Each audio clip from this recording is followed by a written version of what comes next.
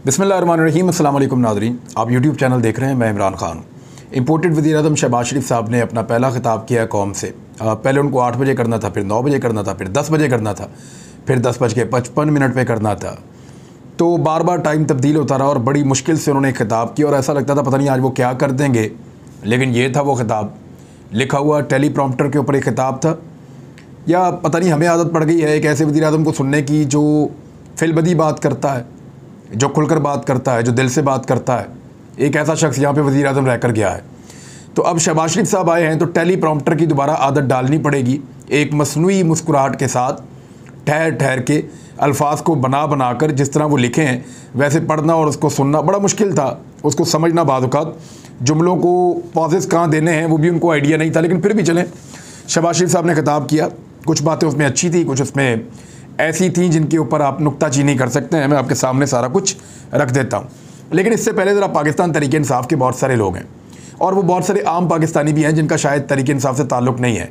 वो बड़ी मायूसी का इजहार कर रहे थे कि इमरान खान साहब ने इतनी बड़ी तहरीक चलाई, इतना सारा कुछ किया और इतना सारा कुछ करने के बाद वो इस्लामाबाद पहुँचे, इतनी कुर्बानियाँ देकर, इतनी लंबी लड़ाई लड़ के और फिर वहाँ से बग़ैर कुछ लिए वापस चले गए एक अल्टीमेटम देते हुए।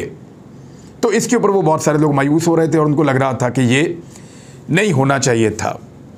अब अगर किसी को ये लगता है कि उनके लीडर ने धोखा खाया है या उसका फ़ैसला गलत है, यानी बहुत सारे लीडर ज़िंदगी में बहुत सारी गलतियां भी करते हैं, अच्छे और बुरे फ़ैसले भी हो जाते हैं, कुछ गलतियों से सियासी नुकसान भी हो जाते हैं। हो सकता है इमरान खान साहब वो जानते हों जो शायद आम आदमी को नहीं पता, या उनके पास वो इन्फॉर्मेशन हो जिसकी बुनियाद पर वो ये कह सकते हैं कि 6 दिन के अंदर अंदर असेंबलियाँ तहलील हो जाएंगी और इलेक्शन आ जाएंगे। हो सकता है उनका अंदाज़ा दुरुस्त हो और ये भी हो सकता है कि उनका अंदाज़ा गलत हो और ये इम्पोर्टेड हुकूमत जाने का नाम ना ले और उनको दोबारा एक तहरीक चलानी पड़े। लेकिन एक बात तो आप अपने जहन में लाएं कि क्या कल के फ़ैसले को अगर तस्लीम कर लें आप या मान लें थोड़ी देर के लिए कि वो फ़ैसला इमरान खान का गलत था, तो क्या उस एक गलत फ़ैसले की वजह से इमरान खान करप्ट हो गया? क्या उस एक फ़ैसले की वजह से वो बुज़दिल हो गया? क्या उस एक फ़ैसले की वजह से वो ग़ुलामी उसने कबूल कर ली? क्या उस एक फ़ैसले की वजह से इमरान खान उन सब लोगों से बुरा हो गया जिनके खिलाफ आप खड़े थे? यानी आसिफ अली जरदारी, नवाज शरीफ और फजल रहमान, अगर अब आपको वो अच्छे लग रहे हैं इमरान खान के एक फ़ैसले की वजह से, या आप उनको एक ऑप्शन के तौर पे सोच रहे हैं कि नहीं अब इनको रहना चाहिए क्योंकि इमरान खान ने ये कर दिया, तो ये आपकी अपनी कमज़ोरी है। इंसानों के फ़ैसले कभी ठीक होते हैं, कभी गलत होते हैं। आपको अपने लीडर में क्या चीज़ चाहिए होती है? यानी नॉर्मली मैं अगर सोचूं कि कोई बेहतर आदमी कौन हो सकता है पॉलिटिक्स में, तो मैं ये सोचूंगा कि ईमानदार होना चाहिए, मैं ये सोचूंगा कि करप्शन ना करे, मैं ये सोचूंगा कि वो शख्स जो है वो दलेर होना चाहिए, मैं ये सोचूंगा उसमें कायदाना सलाहियतें होनी चाहिए, मैं ये सोचूंगा उसको अपनी कौम का दर्द और फ़िक्र होना चाहिए, मैं ये सोचूंगा उसमें आज़ादी और ख़ुद मुख्तारी का जज्बा होना चाहिए और बहुत सारी चीज़ें भी हैं। यानी बतौर मुसलमान मैं ये भी सोचूंगा कि आका नबी अकरम सल्लल्लाहु अलैहि वसल्लम की नामूस के लिए आवाज़ उठाने वाला होना चाहिए। मैं ये भी सोचूंगा कि इस्लामोफोबिया के ख़िलाफ़ बात करने वाला भी होना चाहिए, उम्मत मुस्लिमा के लिए बात करने वाला भी होना चाहिए। यानी मैं और बहुत सारी चीज़ें सोचूंगा। अगर वो चीज़ें किसी एक आदमी में पाकिस्तान में इस वक्त नज़र आती हैं तो मुझे तो इमरान खान में नज़र आती हैं। तो इसलिए किसी एक वाक़े को या एक इंसिडेंट को या एक फ़ैसले को बुनियाद बनाकर मैं अपनी सोच नहीं बदल सकता, क्योंकि आसाबी तौर पे आपको बहुत मजबूत होना पड़ेगा। और कभी आप 1 मरतबा में कामयाब होते हैं, कभी 2 मरतबा में, कभी 10 मरतबा में कामयाब होते हैं। ये कोई शर्त नहीं है कि आप निकलेंगे और आप कामयाब हो जाएंगे। बहुत सारी चीज़ें इमरान खान साहब को पता थी, वहाँ किस तरह के हालात थे। फ़ौज को तहरीक इंसाफ से लड़ाने की एक पूरी साजिश तैयार थी और वो हो सकता था और उसके लिए वार्निंग्स मौजूद थी। कुछ मुझे सोर्सेज ने बताया कि इमरान खान साहब को कुछ यकीन दहानी भी करवाई गई है। मुमकिन है कि 6 दिनों के अंदर असेंबलियाँ तहलील हो जाएं और अब तो सिर्फ एक चांस रह गया है। शहबाज शरीफ साहब की तकरीर सुन के मुझे आइडिया हो गया कि ये इनका जाने का मूड नहीं है, ये जाना नहीं चाहते और इनको इदारों की पूरी सपोर्ट भी इनके पीछे खड़ी हुई नज़र आ रही है। ज़्यादा से ज़्यादा ये हो सकता है कि उनका कोई इत्तेहादी छोड़ के चला जाए और इसकी वजह से उनकी हुकूमत गिर जाए। वो इतनी थिन मेजॉरिटी वाली हुकूमत किसी भी वक्त गिर सकती है और जल्दी ही गिर जाएगी, आप खातिर जमा रखिए। अब आ जाए शहबाज शरीफ साहब के खिताब पे। उन्होंने कोई बातें की हैं बड़ी आम, आपके साथ शेयर कर देते हैं। एक तो उन्होंने कहा अवामी मुतालबे पर हुकूमत तब्दील की। ये किस तरह का अवामी मुतालबा था जिस पे शहबाज शरीफ साहब ने हुकूमत तब्दील की और अगले दिन बगैर किसी कॉल के पूरा पाकिस्तान सड़कों पे आ गया। यानी ये एक ऐसा अवामी मुतालबा था जिसके ऊपर शहबाज शरीफ ने हुकूमत तब्दील कर दी कि पूरा का पूरा पाकिस्तान अगले दिन सड़कों पे आ गया। 50 से ज़्यादा शहरों में अनगिनत लाखों लोगों का समंदर सड़कों पे हर जगह मौजूद था, कराची से लेकर खैबर तक। तो ये एक तो गलत बात है कि अवामी मुतालबे पर हुकूमत तब्दील की, क्योंकि अवाम के लिए इस हुकूमत ने बाद में किया कुछ नहीं। जब से हुकूमत आई घी बहुत ज़्यादा महंगा, कोई 30% महंगा हो गया घी। जब से हुकूमत आई आज फिर आटा दोबारा महंगा हो गया। जब से हुकूमत आई 4 मरतबा बिजली महंगी हो चुकी है, 5वीं मरतबा होने जा रही है। ये हुकूमत आई 30 रुपये लीटर पेट्रोल पाकिस्तान की तारीख में पहली दफ़ा इतना महंगा हुआ। ये हुकूमत आई 20% अद्वियात की कीमतों में इजाफा हुआ। ये हुकूमत आई बदतरीन शेलिंग खवातीन और बच्चों के ऊपर की गई। ये हुकूमत आई लोगों की चादर और चार दीवारी का तकद्दुस पामाल करते हुए उनके घरों के अंदर पुलिस घुसी और बदतरीन टॉर्चर किया है। और बेशुमार चीज़ें हैं, मैं आपको गिनवा सकता हूँ। रूस के साथ तेल का और गंदम का दोनों सौदे कैंसिल। चाइना के साथ जो ताल्लुकात रोल बैक, सी पैक अथॉरिटी ख़त्म। जब से हुकूमत आई है इम्पोर्टेड, ये सिर्फ अमेरिका की बात सुनती है बस, और अमेरिका के साथ चलती है। बहरहाल अवामी मुतालबे पे हुकूमत नहीं आई।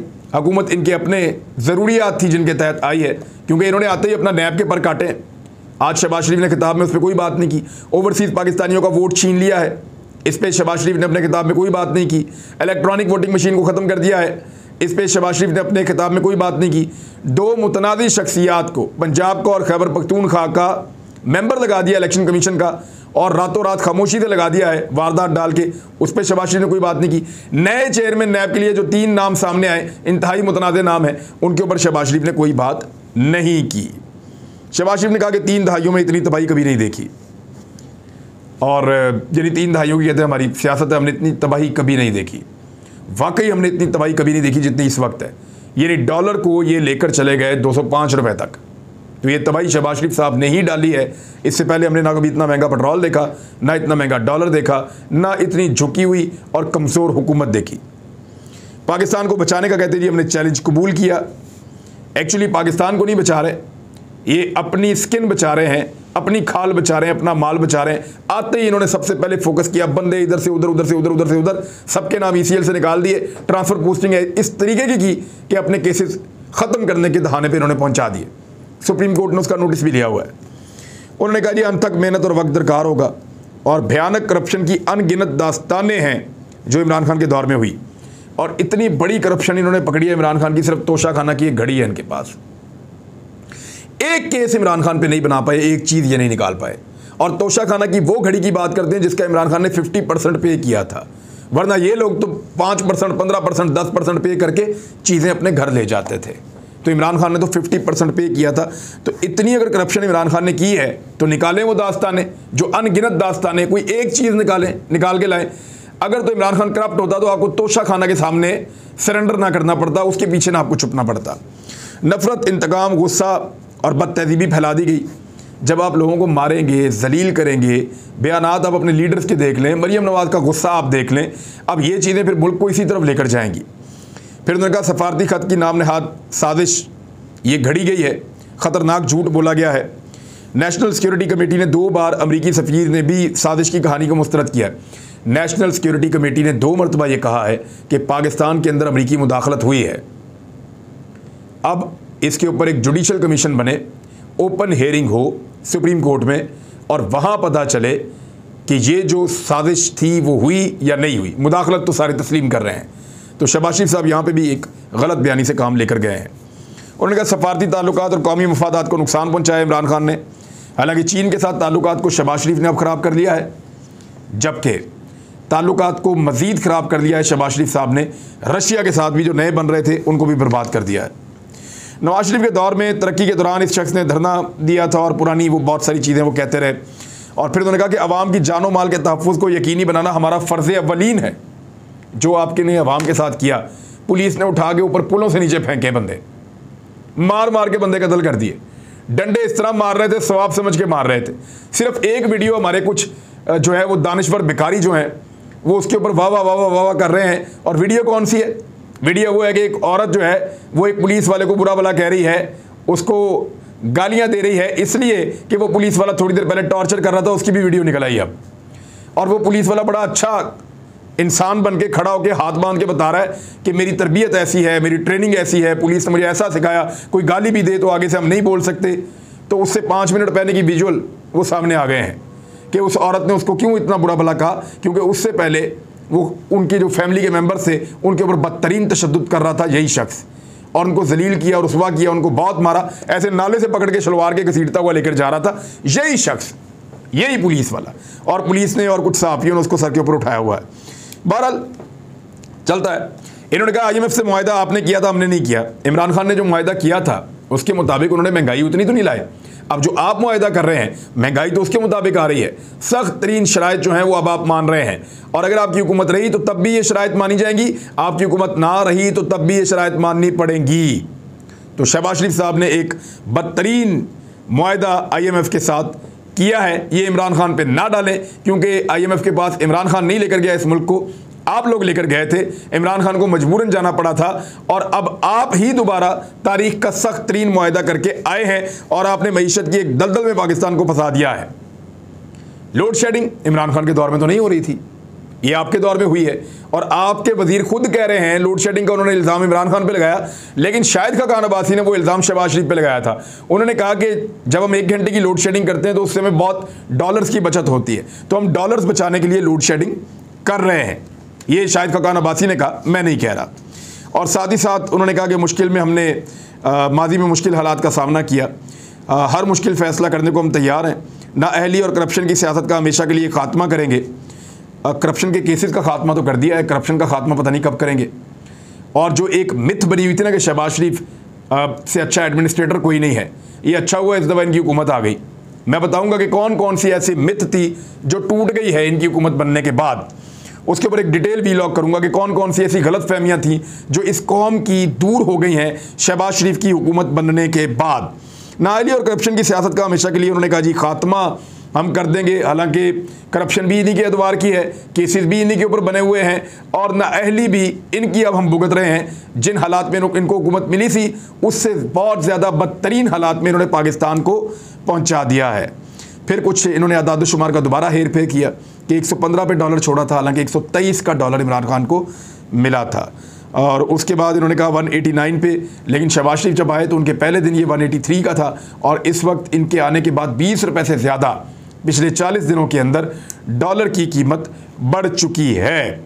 और फिर बड़ी अजीब तरह की चीज़ें शहबाज शरीफ साहब जो इस तकरीर में कहते रहे, और फाइनली उन्होंने ये कहा कि हुकूमत, यानी उनके बोलने से ऐसा लगता है कि he is not willing to go anywhere, ये अपनी हुकूमत को नहीं गिरने देंगे। ये इलेक्शन में तब तक नहीं जाएंगे जब तक इनको पूरा यकीन नहीं हो जाएगा कि ये इलेक्शन जीतने के अब काबिल हो गए हैं, और उस वक्त फिर ये इलेक्शन अनाउंस भी कर सकते हैं। इनका अपना मनसूबा ये है।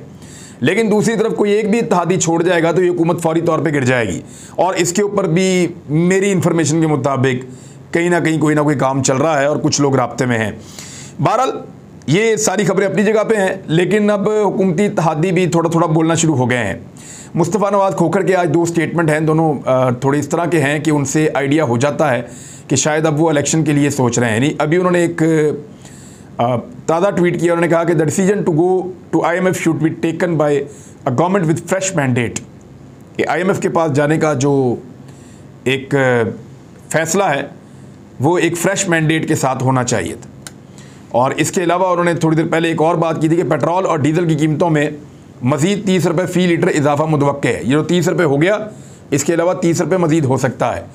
IMF शायद किए गए इजाफे से मुतमईन नहीं होगा, सख्त बजट भी देना पड़ेगा। सवाल यह है कि इमरान खान साहब की नाकामियों और मुल्क को तबाही के दहाने पर पहुंचाने का बोझ अपने सर में लेने में क्या हिकमत है।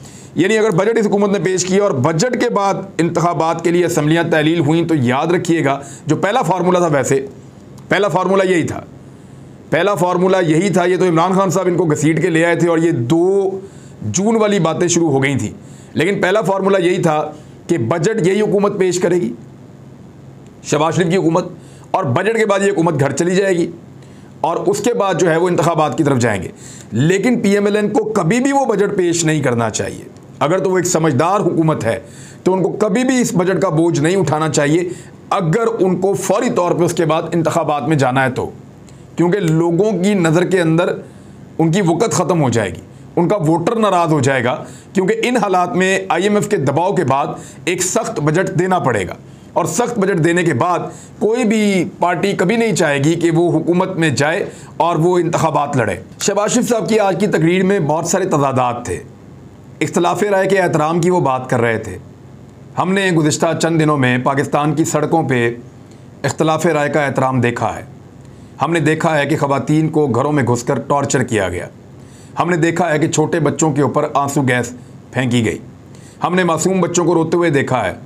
हमने पाकिस्तान के तूलो अर्ज़ के अंदर हर तरफ कंटेनर्स लगे हुए देखे हैं। हमने ताकत का वहशियाना इस्तेमाल देखा है। हमने देखा है कि दो सरहदों के दरमियान सिर्फ इख्तलाफ राय की बुनियाद के ऊपर शहबाज शरीफ साहब ने एक लकीर खींच दी थी। अच्छे अल्फाज के चुनाव से कोई लीडर नहीं बनता, लीडर बनता है अच्छे फ़ैसलों के साथ। शहबाज शरीफ साहब के अल्फाज तो बहुत अच्छे हो सकते हैं, वो बातें करने में बहुत एहतियात कर सकते हैं, क्योंकि उनकी तकरीर लिख कर दी गई है तो बहुत अच्छी तकरीर भी उनको दी जा सकती है। लेकिन क्या उनके अल्फाज उनका अमाल का साथ दे रहे हैं? तो इसके लिए मैं माजरत के साथ आपको कहूँगा कि शहबाज शरीफ के अल्फाज उनके उन अमाल के साथ नहीं मिलते जो गुज़िश्ता 2-3 दिनों में उनकी इम्पोर्टेड सरकार ने पाकिस्तान के तूलो अर्ज़ में किए हैं। इख्तलाफ राय के हक़ की बात करने वाले को ये सब ज़ेब नहीं देता जो पिछले 3 दिन पाकिस्तान की सड़कों पर होता रहा है। अब तक के लिए इतना ही। अपना भी ख्याल रखिएगा, अपने इस चैनल का भी। अल्लाह हाफ़िज़।